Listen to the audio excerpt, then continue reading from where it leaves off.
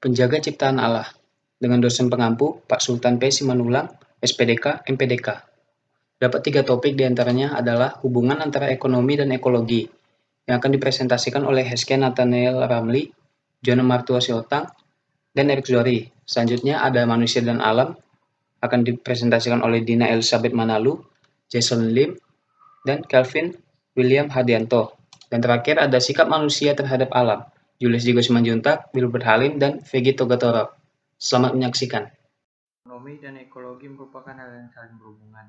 Pada hakikatnya, ekonomi berguna untuk kelangsungan hidup kita sehari-hari, untuk memenuhi kebutuhan kita secara materialistis. Namun bagaimana jadinya jika ekonomi itu sendiri malah merusak kehidupan kita bahkan alam? Hal tersebut terjadi jika kita lebih mementingkan ekonomi secara materialistis lebih dari apapun. Aktivitas ekonomi tersebut justru yang sering menjadi penyebab terjadinya kerusakan pada alam maupun keberlangsungan hidup manusia. Pada banyak kasus, kerusakan yang terjadi disebabkan oleh aktivitas ekonomi itu sendiri. Seorang sejarawan Amerika mengatakan bahwa kekristenan bukan saja mentasbihkan dualisme manusia dan alam, tetapi juga menggarisbawahi kehendak Allah bahwa manusia mengeksploitasi alam demi kepentingan pribadinya. Kekristenan memikul beban kesalahan yang besar. Namun, pada dasarnya hal tersebut adalah salah. Seperti tertulis pada kitab Kejadian 1 ayat 28, beranak cuculah dan bertambah banyak, penuhilah bumi dan taklukkanlah itu. Berkuasalah atas ikan-ikan di laut dan burung-burung di udara, dan atas segala binatang yang merayap di bumi. Firman Tuhan tersebut mengarahkan kita agar tetap kita merawat dan menjaga bumi. Jika kita mengartikannya secara mentah, maka hal tersebut yang mungkin terpikirkan adalah mengeksploitasi alam. Sudah jelas, makna yang salah tersebut justru akan membawa kita kepada kebinasaan. Maka dari itu, kita harus lebih mementingkan alam dan segala keberlangsungan hidup sesama kita dibandingkan kepentingan pribadi yang dapat merusaknya. Beberapa permasalahan ekonomi yang timbul akibat tidak adanya keseimbangan antara ekonomi dan ekologi. Sumperapindo, Sungai Citarum, pembakaran hutan. Ini terjadi akibat kurangnya kesadaran dampak dari ekonomi yang membawa dampak buruk terhadap ekologi. Maka dari itu diperlukan keseimbangan antara ekonomi dan ekologi.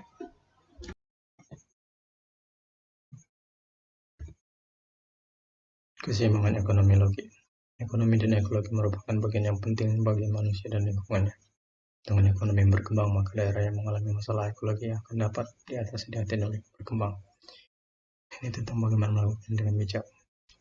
Beberapa contoh negaranya adalah Singapura, Arab Saudi, Israel.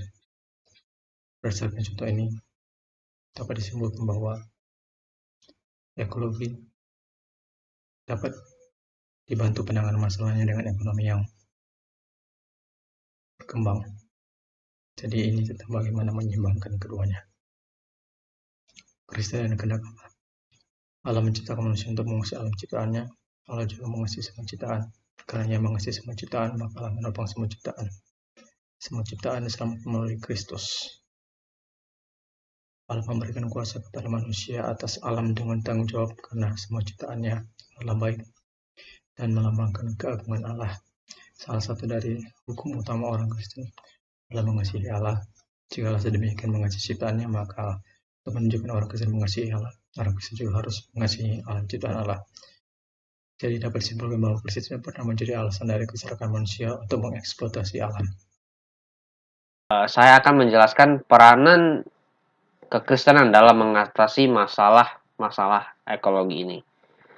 Yang pertama kita lihat dari etika Kristen. Etika lingkungan hidup dalam konteks etika Kristen mengisyaratkan perlunya manusia menyadari kedudukannya sebagai pengusaha, pekerja, dan pelayan, bukan tuan atau pemilik. Oleh karena itu, dalam etika Kristen haruslah memiliki etika pelayanan, bukan penguasaan atau kekuasaan. Yang kedua, dilihat dari teologi Kristen. Terminologi yang digunakan teologi Kristen mengenai lingkungan hidup atau alam adalah sebuah ciptaan. Ekologi adalah sesuatu yang dipercayakan oleh Allah kepada kita. Allah mempercayakan bumi dan sumber-sumber alamnya kepada manusia untuk dipelihara. Dan oleh sebab itu kita harus memelihara dan mengolah sumber-sumber alam tersebut secara bertanggung jawab. Sampai pada saatnya kita dengan peran orang Kristen. Sebagai orang Kristen, kita harus dapat memberikan sumbangan yang berarti bagi penyelesaian masalah-masalah ekologi tersebut. Dalam perspektif kekristenan, kita tidak berhak melakukan alam ini semau kita karena kita tidak boleh berbuat semau kita.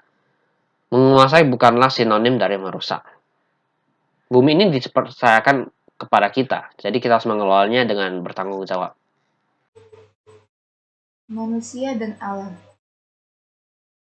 Dalam Kejadian pasal 1, Allah menciptakan alam dan manusia agar dapat hidup saling berdampingan, saling bergantung, di mana Allah memberikan alam kepada manusia dan memberikan manusia kepada alam.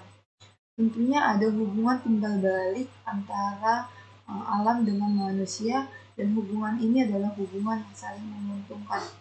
Poin yang kedua yaitu dalam Kejadian 2 ayat 15, manusia diberikan tugas untuk berkuasa di bumi dan memelihara bumi sesuai dengan kehendak Tuhan. Artinya di sini adalah manusia diberikan mandat oleh Tuhan untuk berkuasa, mengelola dan menjaga bumi sebaik-baiknya.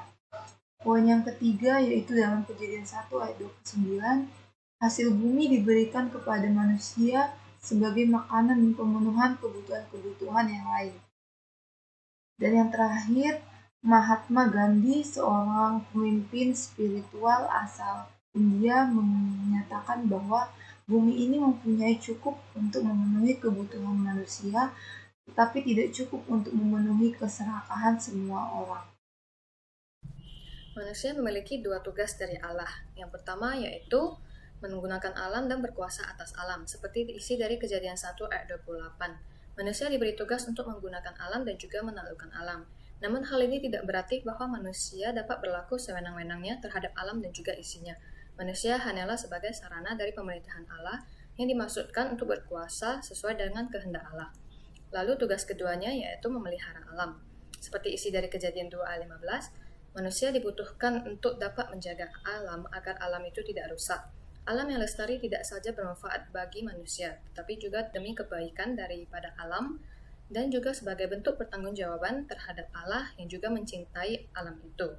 Namun sayangnya pada saat ini masih banyak sekali manusia yang lebih condong menggunakan alam, memanfaatkan alam yang terlalu eksploitatif dan sayangnya kurang menyayangi alam. Tugas manusia dalam dunia diberikan oleh Allah sebagaimana dituliskan pada Alkitab.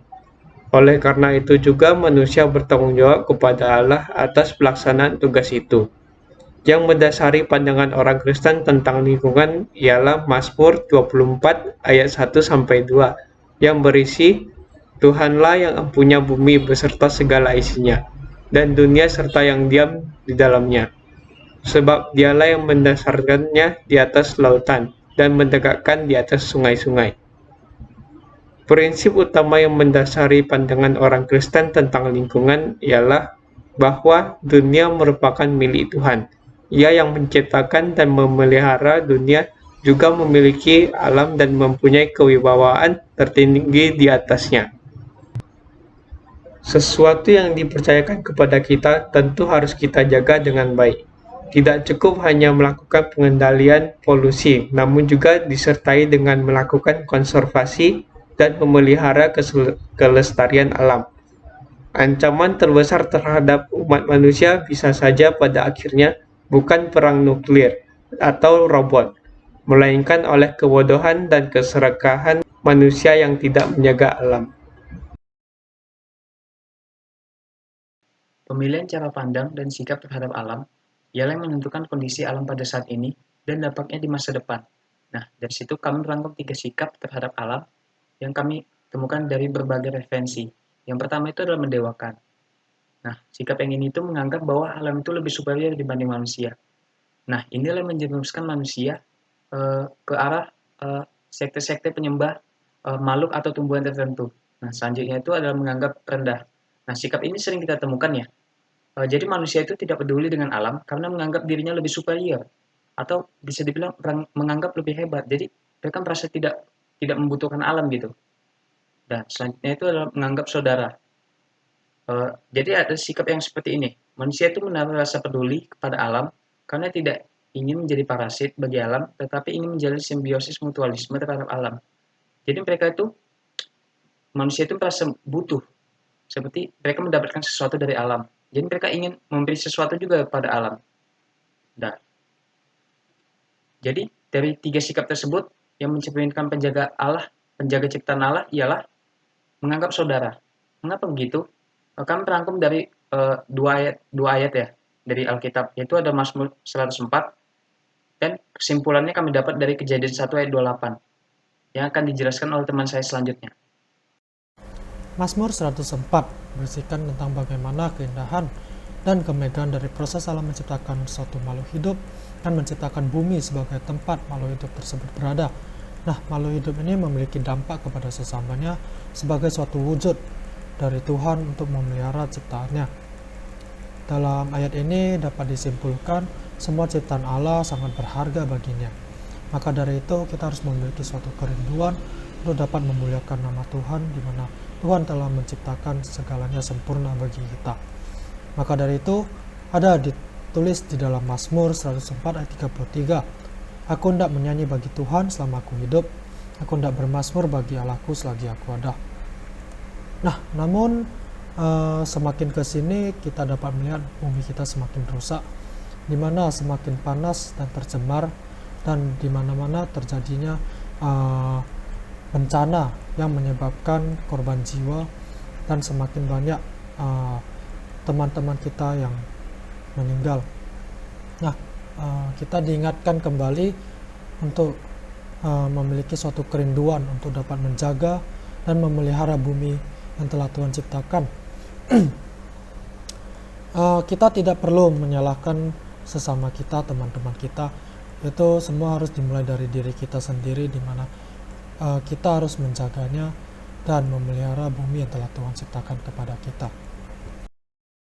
Kejadian 1 ayat 28 terdapat kutipan, berkuasalah atas segala ikan-ikan di laut dan burung-burung di udara dan atas segala binatang yang merayap di bumi.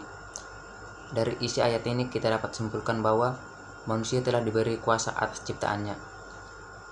Hal-hal yang dapat kita lakukan mulai dari hal-hal terkecil seperti menjaga kebersihan dengan cara membuang sampah pada tempatnya dan menjaga kelestarian hewan atau tumbuhan yang berada di sekitar kita. Bayangkan setiap manusia yang ada di bumi ini melakukan hal tersebut, maka kita akan menuju kehidupan yang lebih peduli lagi. Baik, kita masuk ke kesimpulan. Aktivitas ekonomi dan ekologi saling berhubungan, yaitu saling berdampak satu sama lain. Aktivitas ekonomi yang buruk tanpa mementingkan alam dan keberlangsungan hidup sesama manusia justru akan memperburuk banyak hal dan juga menimbulkan permasalahan-permasalahan ekologi. Manusia dan alam pada kodratnya saling berhubungan dan bergantungan. Jika alam rusak, maka manusia akan sengsara. Dan sebaliknya, jika alam itu lestari, maka manusia akan sejahtera. Manusia memang diberi mandat untuk menguasai sisi alam di bumi. Tapi dilihat dari bagaimana proses alam menciptakan dan rasa sayangnya terhadap seluruh ciptaannya, bukan berarti manusia dapat semena-mena pada alam. Dan saran dari kami, setelah menyaksikan video ini, kami ingin mengajak penonton dan yang terlibat dalam pembuatan video ini untuk lebih peduli terhadap alam. Dapat dimulai dari hal-hal kecil atau terdekat. Terima kasih. Bila ada kekurangan dalam penyampaian kami, mohon dimaafkan.